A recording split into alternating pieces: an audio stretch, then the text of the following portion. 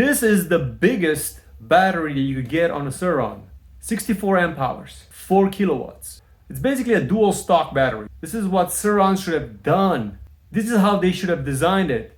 One battery under the seat, one battery in the front. I don't know why they didn't do it. So in this video, I'm going to show you how I built mine and what I've learned doing it. So I have a brilliant idea. Can afford a $3,000 cheap battery that is going to give me almost double the range. So I got another one. So I have two batteries, and then I'm going to try to mount this one right under the seat. This is the frame that I'm going to work with. So the battery's location is going to be here. It's going to barely clear this shock, but it's good because this shock doesn't really move very much. And then also I have to make it so this one is removable. So I have to leave a gap over here. See, I put the zip tie over here just to keep a space. Basically, what I'm doing is building a subframe. I have to build it from scratch. So we are getting to the point of no return. So I have to start doing the welds. I went for a format where I have a long seat all the way above the front battery and the second battery. Why I've done that? Just to give you a perspective of the old seat.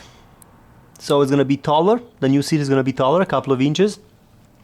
Which is good because a lot of people buy seat raisers for this Sur-ron. And I made this one that way so I could have a full disconnect. So I could take this entire subframe that I built, put the old pieces back on. I haven't modified the bike. So the bike is exactly in its shape and form as it was initially. So this is as far as the project got.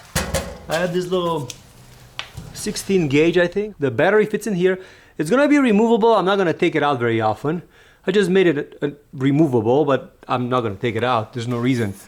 So this is gonna be welded, spot welded here to the sides, or just welded.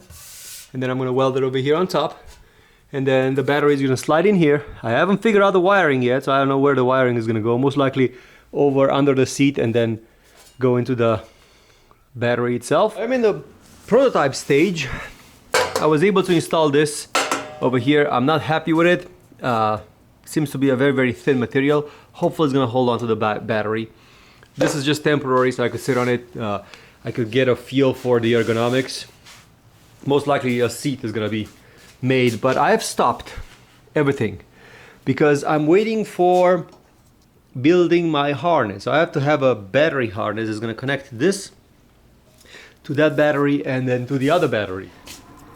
These are the connectors that I'm gonna use. Everything that I've done so far, it can be reversed back to its original. So I'm going to build a harness that's going to connect this terminal to that terminal. These batteries will be in parallel. They will be able to charge each other and only use half of the BMS.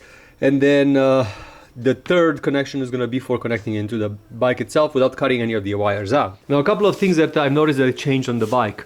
Height. So it is higher than before, about this much. And this much makes a difference. It's actually starting to rival that Yamaha over there, so I'm having a hard time reaching down. I wish I could have made it narrow over here, but I can't because the batteries are this wide. So unfortunately I had to make it this wide, and I'm a little bit disappointed as far as that goes, but it is what it is. Having double the battery is going to be quite awesome, but if it's not going to feel right and it's not going to ride right, then maybe swapping the batteries another idea that I'm gonna look into. Buying a bigger battery for it is really not for me. So buying a bigger battery for this bike, it's just way too expensive at this point. So it's either this or swapping the batteries, if you ask me. Either this or swapping the batteries. But getting a bigger battery for it, just too expensive. If you think that welding was the most dangerous part about this entire process, no, this is the harness. So one goes to this battery, not connected yet. The other one goes to the other battery, not connected yet, and then we have the main connector. So this one goes to the bike itself. Now, how do you connect two lithium-ion batteries? This is very, very important. We're gonna set it up on range DC. So we're gonna check DC right now. DC on this battery, 65.8. And this battery is fully charged.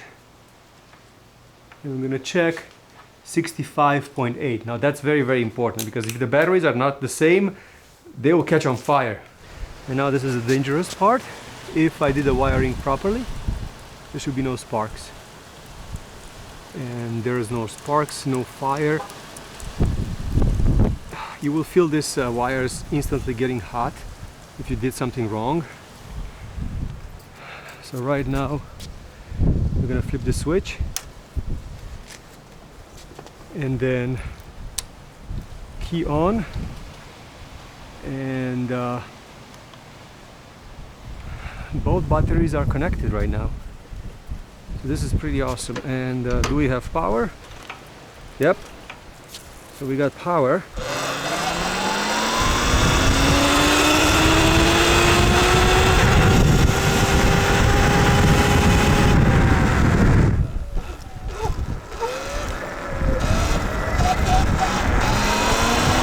Right at the bottom has more pull, so it definitely pulls harder right at the bottom. Like here, I could see that I have the extra amps, look. Yeah, it wants to lift. But it loses really fast. After 20 miles an hour, it doesn't do anything.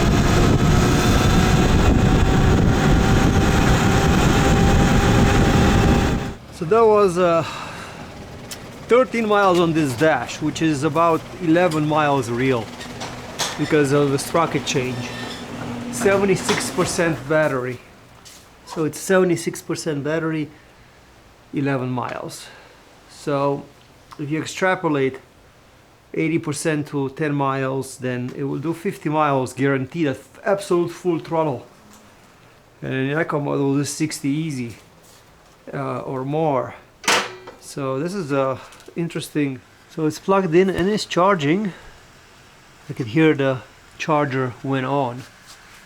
So theoretically you should charge both batteries at the same time. I also noticed that when it's charging, both indicators work. So this one does activate when you discharge the battery, because this connector is not hooked up. But then when it's charging, it came on and it shows that it's charging. So this is a Segway battery, it doesn't have a percentage. This one does have a percentage. So that's the main difference. I like the Sur-ron better. So this is gonna be the base for the seat. The reason I'm making it this way is that I need a little bit of a more comfort here in the middle, because this is already so wide and I can only be so narrow. Then I've cut those little dents in it. I'm gonna put two mounting positions, one over here, and one over here in the back, and that's it. This is a Sur-ron Segway, and this is a battery box, subframe. So this one just bolts here on the side and should give you extra room for an extra stock battery. Now obviously this is a prototype, so it's a little bit uglier and it doesn't fit perfectly, but I will most likely be able to do a better job on the full build. But right now I made it really snug for the battery, so the battery fits in here. And of course I had to build a custom seat. I was very limited because the frame is quite wide over here, so there's very few things that you could do. Having somebody build me a custom seat, that's just way too expensive.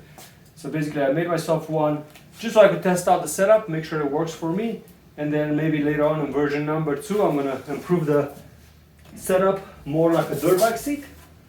But that remains to be seen. Very hard to fit. So this is how it looks like when it's fully assembled. Custom seat, custom frame or subframe, battery in the back, battery in the front, 4 kilowatts Sur-ron. Good for 50, 60, even 70 mile range, depends on how thirsty and crazy your right hand is. So I'm gonna take it for a quick drive right now and see how it feels, and go from there. So here it is, the double battery Sur-ron. It raised the bike about 2 inches, which a lot of people like. Also, I couldn't use the stock seat, so I have to build my own seat. I'm gonna put it in turbo mode today, or sport mode, and see how this bike is gonna feel here on the trails. The shape of the seat, it is what it is. We'll see how good it's gonna work in time. Does it have more power? I don't think so, but it has double the range. Now, there's a couple of things that definitely modified the comfort on the bike. So I sit a little bit higher, which is good, but also is not as comfortable. So definitely this version 1.0, it's not as comfortable. Also, trying to control the bike with my feet, it's a little bit different, but then it climbs like crazy, so that's good. It has more power at the bottom, Initially I didn't think it does, but it sure does, because there are two batteries with two BMSs that provide power. So one of the advantages of having it done this way is that you have two BMS on the batteries. You're only using half of the BMS to do the work, which is good. Now, what are the disadvantages? I am definitely sitting higher, and I don't think that this is gonna be better for dirt riding. Sitting lower in the back was better. I'm sitting a little bit more on the handlebars, and I could feel it. It will take a while to get used to it, but I could definitely feel it. Also, I could feel the weight. So I've added to the bike 25 pounds, and you could definitely feel it. Now, could I just buy a cheap battery? Yes. With a cheap battery, add extra weight? Absolutely. And it doesn't make 4 kilowatts, it's like 3.5. So this is definitely longer range. Why have I done this? Well, the reason I've done it is because this bike was very, very unsatisfactory when you are going riding and you're running out of power at mile 15. So now you're running power at mile 30, which is when I'm about done riding. So that's the whole reason. I'm 170 pounds rider with 6'2". So I have to admit, this new frame, the way that I modify it, is definitely not as comfortable as the stock Sur-ron. But then, is comfort that important, or battery is more important? Also, I've worked on the shock, so I feel like it's a little bit on the stiff side. So I'm gonna unclick it a couple of times because I put it a little bit on the stiffer side.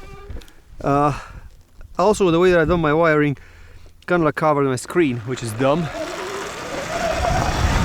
But I'm still 100%, and I left a couple of miles ago. So there are very, very good advantages on doing this. When you're charging the batteries can charge each other via the BMS. So you only have to charge one of them. It takes twice as long, but then you get twice as much power. Also, it charges them twice as slow, or like a half speed. So therefore the batteries will last longer. That's a good thing about the batteries, is that they will last longer. Also, they will also discharge at half rate.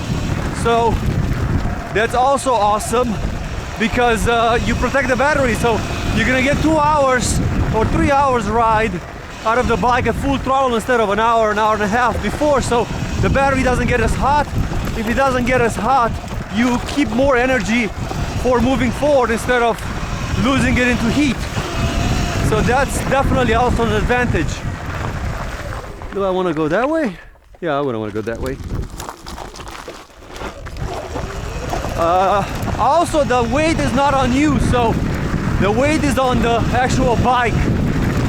And I cannot really feel it. What I feel the most is the way that I change the ergonomics. So that's the part that I can notice the most, is that the way that I've changed the ergonomics on the bike. I'm definitely sitting higher, and even though I have raised handlebars, now I have dark thoughts about actually raising them a little bit more. So that's gonna be maybe another thing that I'm gonna do. Or maybe lower the rear shock a little bit. That is also an option. Do I have good control over the bike? Yes, the seat is flat, but it's fairly grippy and comfortable. This bike is no dirt bike, so you don't have to have super mega grip on the seat. It's good as it is. Is the Sur-ron battery a little bit heavier than the other batteries? Yes. Whoa, I blew that turn. So is the Sur-ron battery heavier? Yes, but then also is more shielded. So the other batteries, they're not very, very shielded. So this one is nicely shielded into that box. So I think that that's a good thing.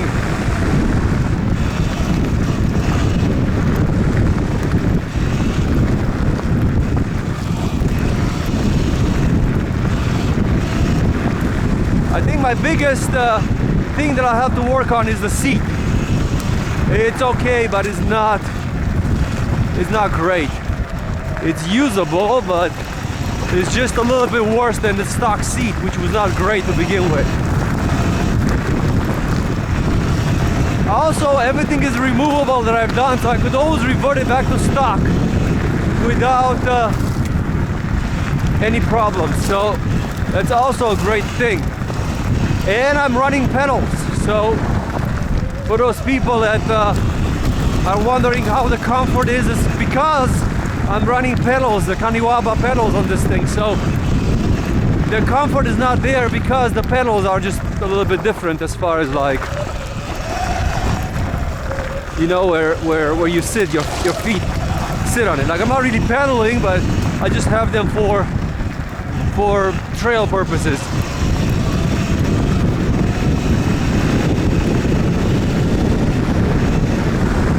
Definitely more power.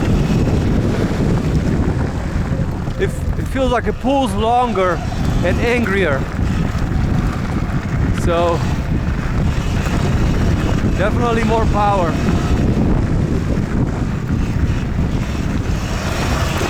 Still like really peppy at the bottom. Only the top. It's where it just cannot wind.